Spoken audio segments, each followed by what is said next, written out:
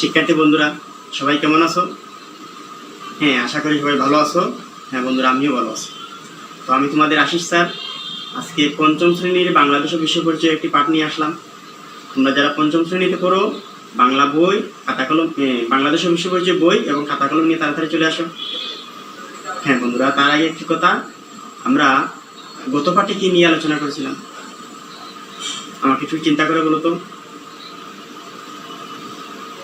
হ্যাঁ বন্ধুরা, আমরা আলোচনা করেছিলাম জনসংখ্যা পাঠ নিয়ে এবং আলোচনা করেছিলাম অধিক জনসংখ্যার ফলে পরিবারের উপর প্রভাব। আলোচনা করেছিলাম না বন্ধুরা? হ্যাঁ, আলোচনা করেছিলাম এবং আমি বলেছিলাম একটি বাড়ির কাজ দিয়েছিলাম, বলেছিলাম আমার সাথে যাদের যোগাযোগ আছে তোমরা কি করবে, আমাকে হোয়াটসঅ্যাপে মেসেঞ্জারে পাঠিয়ে দিবে। তো তোমরা অনেকেই পাঠিয়েছো, যারা পাঠিয়েছো সবাইকে অসংখ্য অসংখ্য ধন্যবাদ। আর আমি আজকের পাঠ শেষে যা পড়া দিব তোমরা বাড়িতে শিখে আমার কাছে মেসেঞ্জারে বা হোয়াটসঅ্যাপে পাঠিয়ে দেবো। তাহলে বন্ধুরা দেখি আমরা আজকে কি নিয়ে আলোচনা করব। আজকের পাঠে সবাইকে স্বাগতম। হ্যাঁ, আমার পরিচিতিরা দিন, তোমরা অনেকেই আমাকে চিনো। আশিস কুমার দাস, সহকারী শিক্ষক, দেববাসা সরকারি প্রাথমিক বিদ্যালয়, মৌলভীবাজার সদর। আর আমার এখানে মোবাইল নাম্বারটা দেওয়া আছে, কারো প্রয়োজন হলে আমার সাথে যোগাযোগ করতে। পাঠ পরিচিতি। আজকে আমরা পঞ্চম শ্রেণীর বাংলাদেশ বিশ্ব পরিচয় নিয়ে আলোচনা করব। আগেই বলেছি শিখন ফল। এই পাঠ শেষে আমরা কি শিখবো বলে আশা করি তা লেখা আছে, অর্থাৎ জনসংখ্যাকে জনসম্পদে রূপান্তর করার উপায় বলতে পারবে, জনশক্তি রূপান্তরের মাধ্যমে যে দেশের অর্থনীতি সমৃদ্ধ হচ্ছে তা বলতে পারবে। অর্থাৎ জনশক্তি রূপান্তরের মাধ্যমে যে দেশের অর্থনীতি সমৃদ্ধ হচ্ছে তা বলতে পারবে। তাহলে বন্ধুরা আমরা এখন কিছু ছবি দেখি। হ্যাঁ, ছবিতে কি দেখা যাচ্ছে একটু মনোযোগ দিয়ে দেখো তো বন্ধুরা, কি দেখা যাচ্ছে। ছবিগুলো দেখো এবং চিন্তা করো, ছবিগুলো দেখো এবং চিন্তা করো। তাহলে আমরা এখানে দেখতে পাচ্ছি কি করছে, হ্যাঁ একটা বিল্ডিং তৈরি হচ্ছে, ওরা কাজ করছে। এখানে দেখতেছি একটা ইলেকট্রিকের কোম্পানিতে ওরা কাজ করছে, ঠিক না বন্ধুরা? আমরা আরো কিছু ছবি দেখি। আমরা এখানে দেখতে পাচ্ছি এখানেও একটি কারখানাতে ওরা কাজ করতেছে। কি করতেছে? একটি কারখানায় ওরা কাজ করছে। তাহলে জনসংখ্যাকে বিভিন্ন কাজের প্রশিক্ষণ দিয়ে দক্ষ করে তোলা হচ্ছে। তাহলে আমরা এতক্ষণ যে ছবিগুলোতে দেখলাম, কি দেখলাম? অর্থাৎ জনসংখ্যাকে বিভিন্ন প্রশিক্ষণের মাধ্যমে দক্ষ করে তোলা হচ্ছে। তাহলে বন্ধুরা আমাদের আজকের পাঠ হচ্ছে জনসংখ্যাকে জনসম্পদে রূপান্তর। সবাই খাতার মধ্যে লিখে নাও। আমরা কি আলোচনা করবো আজকে? জনসংখ্যাকে জনসম্পদে রূপান্তর। তাহলে বন্ধুরা দেখি আমরা।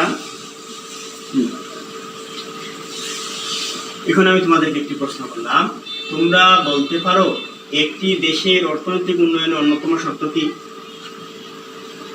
হ্যাঁ বন্ধুরা, আমরা গত পাঠে একটু আলোচনা করেছিলাম, তাহলে তোমরা অতি সহজে বুঝতে পেরেছো। দক্ষ জনশক্তি, দক্ষ জনশক্তি। তাহলে আবার বলো বন্ধুরা, তোমরা বলতে পারো একটি দেশের অর্থনৈতিক উন্নয়নের অন্যতম শর্ত কি? দক্ষ জনশক্তি।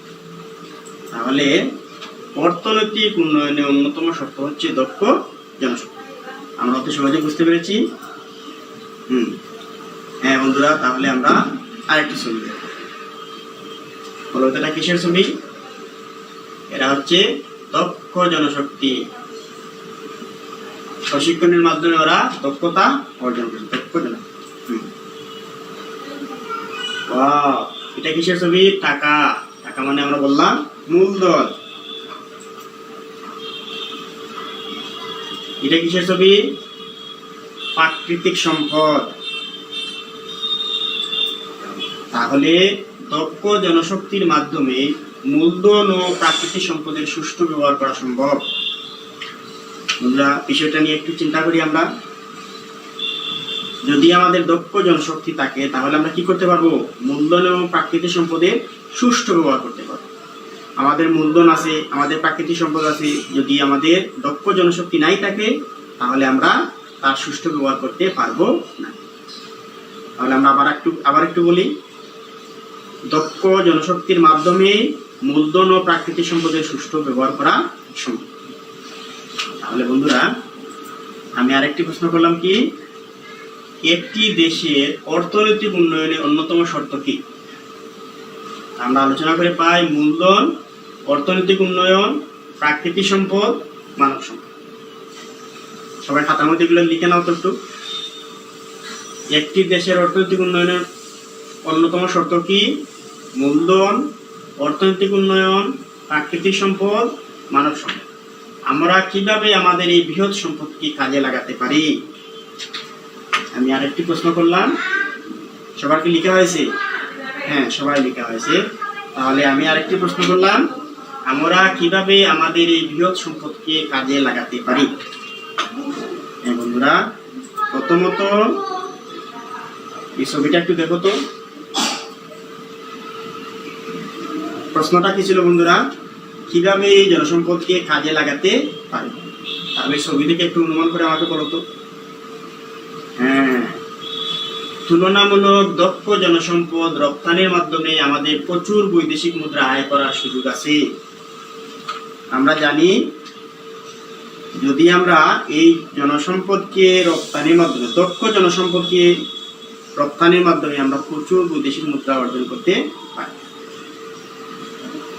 সবাই কি বুঝতে পেরেছো বন্ধুরা? হ্যাঁ, সবাই বুঝতে পেরেছো। তাহলে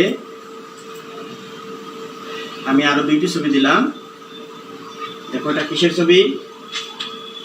হ্যাঁ, এটা আমাদের দেশ না, অন্য দেশের ছবি। আমাদের দেশের শ্রমিকরা বা আমাদের দেশের বাইরে কি করতেছে? অন্য দেশে গিয়ে কাজ করতেছে।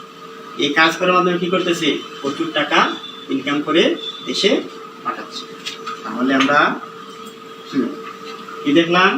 বিদেশে কর্মরত আছে আমাদের দেশে নানা পেশার মানুষ, তাদের উপার্জিত অর্থ পরিবারের আর্থিক চাহিদা পূরণ করে দেশের অর্থনীতিকে সমৃদ্ধ করে।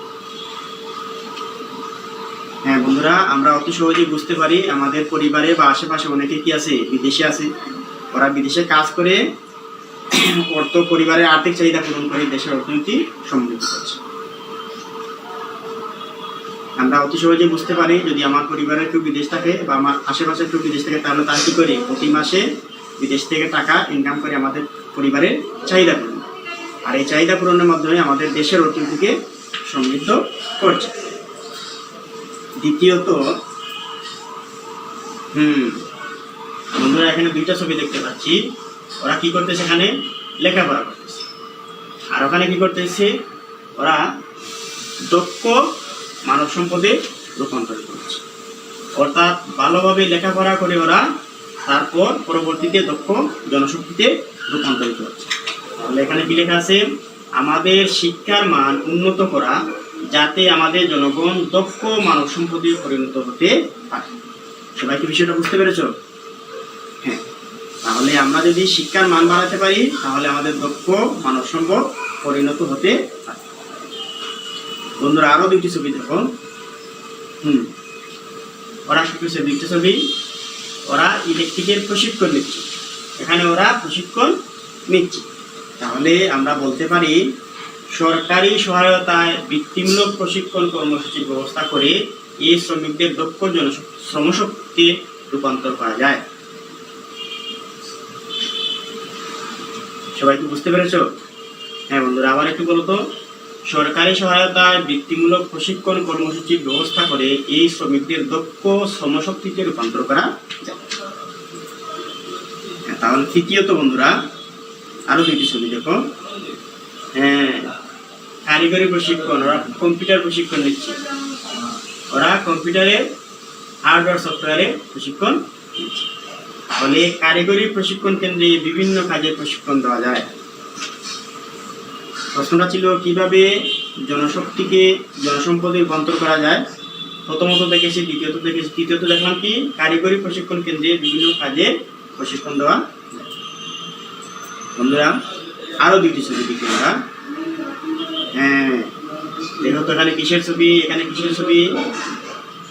হ্যাঁ, এখানে সাইকেল তৈরি হচ্ছে। এখানে মেশিনারি জিনিস তৈরি হচ্ছে বা ঠিক হচ্ছে। তাহলে এটা হচ্ছে যন্ত্রপাতি শিল্প। হ্যাঁ, যাতে তারা নতুন নতুন শিল্পের বিকাশে সহায়তা করতে পারে। এই দক্ষ জনশক্তি যাতে নতুন নতুন শিল্পের বিকাশ সহায়তা করতে পারে, সেটা হচ্ছে যন্ত্রপাতি শিল্প। তাহলে বন্ধুরা সবাই এখন তোমাদের পাঠ্য বইয়ের 44 পৃষ্ঠা খুলো।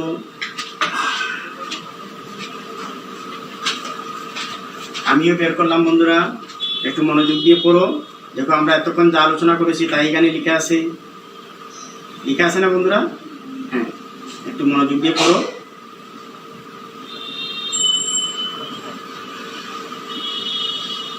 সবাই কি পড়তেছো? হ্যাঁ, সবাই পড়তেছো বন্ধুরা, আমিও পড়তেছি। দেখো আমরা এতক্ষণ যা নিয়ে আলোচনা করলাম তাই এখানে লেখা আছে।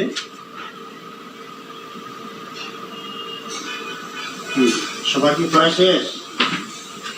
হ্যাঁ বন্ধুরা, সবাই পড়া শেষ। তাহলে আমি এখন তোমাদের দলীয় একটি কাজ দিলাম। সবাই খাতা কলম বের করো। একটি নতুন শিল্প স্থাপন করা হবে, সেক্ষেত্রে নিচের 3টি শিরোনামে কোন কোন জিনিস প্রয়োজন হবে? শিরোনামগুলো হচ্ছে মূলধন, প্রাকৃতিক সম্পদ, মানব সম্পদ। ক্রমবর্ধমান জনসংখ্যাকে দক্ষ জনশক্তিতে রূপান্তর করার কয়েকটি পদ্ধতির উদাহরণ দাও। মানব সম্পদ উন্নয়ন, শ্রমশক্তি রপ্তানি, মৌলিক শিক্ষার উন্নয়ন। প্রথম প্রশ্নটা ছিল বন্ধুরা যে একটি নতুন শিল্প স্থাপন করা হবে, সেক্ষেত্রে নিচের 3টি শিরোনামে কোন কোন জিনিস প্রয়োজন? মূলধনে কি কি জিনিস প্রয়োজন, প্রাকৃতিক সম্পদে কি কি জিনিস প্রয়োজন, মানব সম্পদে কি কি জিনিস সম্পদ। তোমাদের একটু সময় দিলাম, সবাই খাতার মধ্যে লিখে নাও।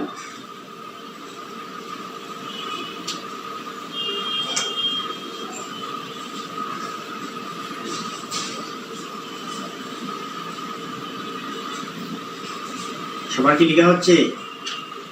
হ্যাঁ বন্ধুরা, সবারই লেখা হচ্ছে। তারপর 2 নম্বর হচ্ছে ক্রমবর্ধমান জনসংখ্যাকে দক্ষ জনশক্তিতে রূপান্তর করা কয়েকটি পদ্ধতির উদাহরণ। কয়েকটি পদ্ধতি আমরা আগে আলোচনা করেছি বন্ধুরা, আলোচনা করেছি না? হ্যাঁ, তাহলে এখন আমি কয়েকটি প্রশ্ন। অর্থনৈতিক উন্নয়নের জন্য নিচের কোন কোন সম্পর্কে সবচেয়ে বেশি প্রয়োজন? যন্ত্রপাতি শিল্প, অবকাঠামো উন্নয়ন, পোশাক, মূলধন। সবচেয়ে বেশি প্রয়োজন হচ্ছে মূলধন। হ্যাঁ, অর্থনৈতিক উন্নয়নের মূল শর্ত কয়টি? আমরা আগে আলোচনা করেছিলাম 3টি। সবাই করেছে বন্ধুরা। তাহলে আমরা এখন দেখি হ্যাঁ বাড়ির কাজ। তাহলে সবাই খাতার মধ্যে লিখে নাও।